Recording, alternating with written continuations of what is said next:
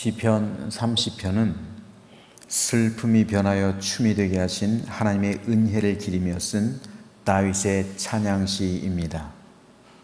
본시의 전체 내용으로 비추어 볼 때 죽음을 생각할 정도로 중병에 들었던 다윗은 하나님께 부르짖게 되었고 극적으로 회복되어서 감격과 감사 가운데 이 시를 썼습니다. 특별히 이 시에는 성전 낙성가라는 표제가 붙어 있는데 후대 사람들은 성전을 봉헌하면서 이 시를 낭독했습니다. 왜냐하면 어려움 가운데 거의 죽음에 이를 정도로 고통 가운데 있었던 자신들을 구원한 하나님의 은혜에 찬양과 감사를 다윗의 심정이 되어서 드리기 위함이었기 때문입니다. 이런 시편 28편은 크게 세 문단으로 나눌 수가 있습니다. 3절까지는 영혼을 스올에서 건져주심을 기리는 초반 찬양을, 4절, 5절은 회중을 향하여 동참을 권하는 중반 찬양에 대해서, 6절에서 12절은 일시적 교만을 용서하시고 슬픔이 변하여 기쁨이 되게 하심을 기리는 후반 찬양을 기록하고 있습니다.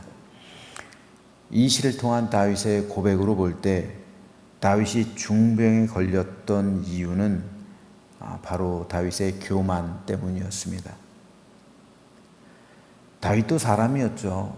다윗도 사람인지라 왕이 돼서 모든 권세와 능력 가지고 뿐만 아니라 모든 전쟁에서 이기게 됐을 때 높아진 마음을 갖게 됐습니다. 그래서 결국 다윗을 교만하게 했던 겁니다. 그래서 하나님은 다윗을 중병에 들게 하셨어요. 이때 다윗이 얻었던 병이 얼마나 중한 것이었던지 다윗은 자신의 영혼이 스올에 있다, 즉 죽음의 상태에 있다라고 고백한 겁니다. 그래서 이 상태로 무덤에 가지 않도록 하나님께 간구했습니다. 결과적으로 하나님은 다윗의 기도를 들어주셨습니다. 그리고 그의 병을 치유해 주셨죠. 하나님께서 다윗에게 중병을 주신 것은 다윗을 죽이려 함이 아니었습니다. 다윗을 죽이려 했던 것이 아니라 다윗을 돌이키게 하기 위해서였습니다. 하나님은 다윗의 교만을 꺾으시기 위해서 중병을 허락하신 겁니다. 결국 다윗이 자신의 교만을 회개하고 하나님의 영광을 위해서 살아가기로 결단하게 됐을 때, 그리고 하나님의 은혜를 구하게 됐을 때 하나님은 다윗의 질병을 치유하시고 다시 한번 새로운 인생을 살아갈 수 있는 은혜를 베풀어 주셨습니다. 여기서 우리는 한 가지 중요한 사실을 깨닫게 됩니다. 우리 역시 인생을 살아가다 보면 여러 가지 위기를 당할 때도 있고 고난과 역경을 만날 때도 있습니다. 여러 가지 시험 속에서 고통받을 때도 있어요. 그래서 다윗처럼 부르짖을 수밖에 없는 상황 속에 있을 때가 있습니다. 그런데 왜 사랑과 은혜의 하나님은 우리들에게 이런 고통과 아픔을 허락하실까요? 왜 그런 것을 묵인하실까요? 여러 가지 이유가 있지만 그 가운데 하나가 오늘 본문에서의 다윗처럼 나의 잘못을 깨닫게 하시고 그것을 고치게 하기 위해서입니다. 만일 다윗이 계속해서 교만한 채로 살아가게 됐다면 아마도 다윗은 전쟁에서 승리해도 더 이상 하나님께 영광 돌리지 않고 자기의 모든 부귀와 존귀를 자기의 영광을 위해서 사용했을 겁니다. 더 이상 하나님께 존귀와 영광을 돌리지 않았을 겁니다. 자신이 그 영광을 취했을 겁니다. 결국 다윗은 아마도 솔로몬처럼 되었을 거예요. 솔로몬과 다윗이 다른 점이 이거잖아요. 지금도 이스라엘 백성들은 다윗의 후손이라고 생각하지, 다윗을 메시아의 표상이라고 생각하지 솔로몬을 메시아의 표상이라고 생각하지 않아요. 이상하게도 성경에는 하나님께서 솔로몬을 징벌하셨다는 기록은 없어요. 솔로몬이 1000명의 아내를 두었을 때도 하나님은 솔로몬을 징벌하지 않았어요. 솔로몬이 예루살렘 성내 우상 신전을 짓고 우상을 숭배하도록 조장했을 때도 하나님은 솔로몬을 징벌하지 않았습니다. 그 결과가 뭡니까? 솔로몬의 영광은 허상이 되어버렸어요. 그는 인생 무상함을, 인생의 험함을 노래하면서 죽었어요. 헛되고 헛되며 헛되고 헛되니 모든 것이 헛되도다. 이게 솔로몬 말년의 고백이란 말입니다. 반면에 다윗은요, 여호와는 나의 목자시니 내게 부족함이 없도다. 이것이 다윗 인생의 말년의 고백이에요. 여호와는 나의 목자시니 내게 부족함이 없으리로다 라는 시편 23편을 다윗은 인생 말년에 남기고 있는 거예요. 백주의 노래입니다. 백주의 노래가 뭡니까? 백주는 마지막으로, 죽을 때 마지막으로 노래를 남긴다고 하는 가장 아름다운 노래. 사람의 인생도 마찬가지로 백주의 노래가 있을 때가 있어요. 마지막 내 인생 속에서 영롱한 신앙 고백이 있을 때가 있어요. 그것이 나의 신앙 고백이, 나의 백주의 노래. 다윗은 여호와는 나의 목자시니 내게 부족함이 없으리로다. 인생의 말년에 이 시를 남겨요. 솔로몬은요, 인생의 말년에 뭘 남겨요? 헛되고 헛되니, 헛되고 헛되며 헛되고 헛되니 모든 것이 헛되다. 이게 솔로몬 인생의 고백이잖아요. 완전한 차이 아닙니까? 그렇게 된 결정적인 이유가 뭘까요? 하나님은 다윗을 치셨어요. 징계하셨어요. 다윗이 교만해졌을 때 즉각 다윗을 징계하셨어요. 그래서 그 교만함을 꺾었단 말이에요. 그래서 새롭게 다윗은 새로운 인생을 시작하게 되었던 거예요. 그래서 하나님의 영광을 위해서 살아가기로 다짐하고 결단했던 겁니다. 그리고 그것을 위해서 하나님께 호소했던 거예요. 하지만 솔로몬에겐 그 과정이 없었어요. 결국 뭐가 유익한 겁니까? 다윗처럼 중병에 걸렸던 것이 유익한 겁니까? 솔로몬처럼 평안한 삶이 유익한 겁니까? 우리는 평안한 삶을 구해요. 하지만 내 삶의 평안함보다 더 중요한 것은 내 삶이 똑바로 하나님께로 난 길을 가고 있는가, 이게 더 중요한 거 아니겠어요?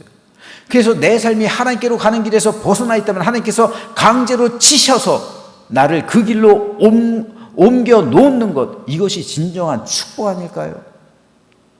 그런 의미에서 다윗은 축복받은 사람이에요. 그 중병 자체가 축복받은 것이 아니라 중병을 통해서 깨닫게 된 것이 축복이란 말입니다. 그러므로 하나님의 징계가 없는 것은 축복이 아니라 재앙이에요. 솔로몬처럼요.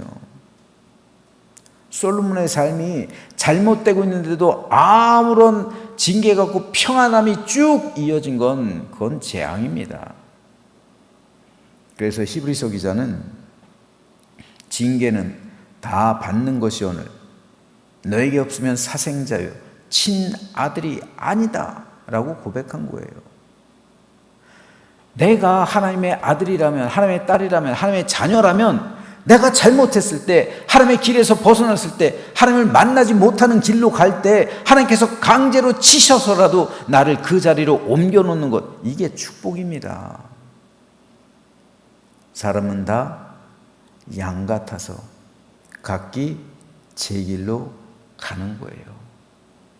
그 양을 온전한 하나님의 길로 인도하고 데려다 놓는 것, 양의 고집을 꺾어버리는 것, 이게 축복이란 말입니다. 다윗은 하나님께 사랑받는 존재였어요. 그래서 다윗이 교만하게 됐을 때 강제로 하나님은 다윗의 교만을 꺾어버리신 겁니다. 뭐를 통해서요? 중병을 통해서요. 그리고 결국 다윗은 회개함으로 병이 치유받고 새로운 삶을 살아가게 되었습니다. 오늘 우리도 역시 마찬가지예요. 우리가 당하고 있는 고난, 시험, 역경, 환난, 하나님께서 그것을 우리에게 주신 것은 우리를 죽이려 하심이 아니에요. 우리를 살리려 하기 위함입니다. 우리를 하나님의 길로 인도하시기 위함이에요. 우리를 다윗과 같은 존재로 만드시기 위함입니다. 그러므로 우리 인생의 위기 속에서 우리는 깨달아야 되는 거예요. 나의 하나님 보실 때 합당하지 않은 점은 무엇인가? 내가 고쳐야 될 점이 무엇인가? 무엇을 하나님께서는 원하시는 것인가? 내가 버려야 할 것이 무엇인가? 내가 하나님 앞에 온전하게 서기 위해서 나에게 필요한 것이 무엇인가? 하나님께서 말씀해 주시는 거예요. 그걸 통해서 나로 하여금 깨닫게 하시는 거예요. 그리고 그 깨달음과 함께 나의 죄를 회개하고 하나님의 영광을 위해서 살아가기로 결단하고 다짐할 때 하나님께서 그 모든 문제를 풀어주시는 거예요. 그래서 다윗은 하나님께 이렇게 고백하고 있어요. 여호와여, 내가 주께 부르짖고 여호와께 간구하기를 내가 무덤에 내려갈 때 나의 피가 무슨 유익이 있으리요? 진토가 어떻게 주를 찬송하며 주의 진리를 선포하리이까? 여호와여 들으시고 내게 은혜를 베푸소서. 여호와여 나를 돕는 자가 되소서.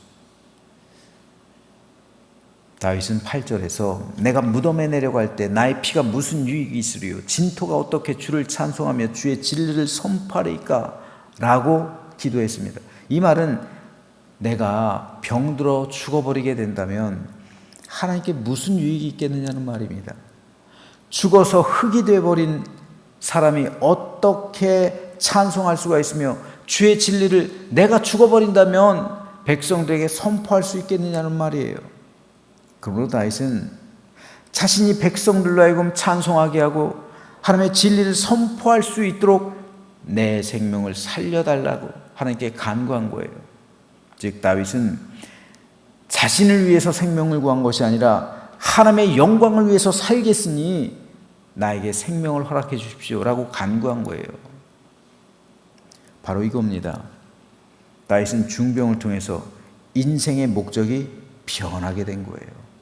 나 자신의 영광이 아니라 하나님의 영광을 위해서. 하나님의 영광을 위해서 살겠으니 하나님 나의 생명을 살려주십시오. 그럴 때 다윗의 모든 교만이 꺾어지는 것이고 이제 나의 영광에서 하나님의 영광으로 삶이 치환된 거예요. 바뀌게 된 겁니다. 이전에는 자기 영광과 존귀를 위해 살아왔지만 이제는 하나님의 영광을 위해 살겠다 다윗은 결단했던 겁니다. 이것은 하나님께서 사람을 창조하신 목적을 제대로 이행하게 된 것이고요. 그 뜻에 순응하게 된 겁니다. 하나님을 높이며 하나님의 영광을 위해서 살아가는 삶은 하나님의 창조 질서에 순응하는 삶이죠. 그럴 때 그 삶에는 하나님께서 베풀어 주시는 평강과 의와 기쁨이 충만하게 되는 거예요. 우리들이요, 교만한 거, 이거 마귀가 교만하게 됨으로 어떻게 돼요? 사탄이 돼버렸잖아요. 천사가 사탄이 됐잖아요. 사람도 교만하게 됨으로 인해서 마귀가 심어준 그 교만 때문에 사람도 타락하게 됐잖아요. 이건 창조 질서에 위배되는 거예요. 천사건 사람이건 창조 질서가 아닙니다. 하나님께서 천사를 지으시고 사람을 지으신 것은 하나님께 영광을 돌리기 위한 존재, 하나님과 교제하기 위한 존재로 만드셨던 것이죠. 그런데 교만하게 되는 것은 하나님의 창조 질서를 정면으로 위배하고 있는 거예요. 그 삶엔 평강이 있을 수가 없어요. 하나님의 창조 질서를 거스르는 삶에는 기쁨이 있을 수가 없어요.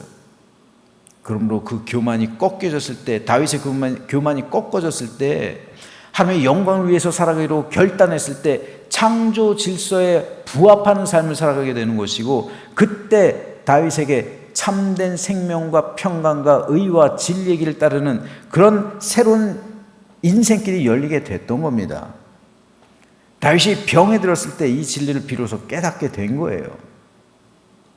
결국 다윗은 2절에서 그의 노염은 잠깐이요 그의 은총은 평생이로다. 저녁에는 울음이 깃들일지라도 아침에는 기쁨이 오리로다 라는 위대한 신앙의 고백을 남기고 있는 겁니다. 저는 이 구절이 우리 삶의 희망이라고 생각해요. 우리 가운데서도 고통과 연단, 역경과 환난, 여러 가지 어려움과 괴로움 가운데 있는 성도가 있을 수 있습니다.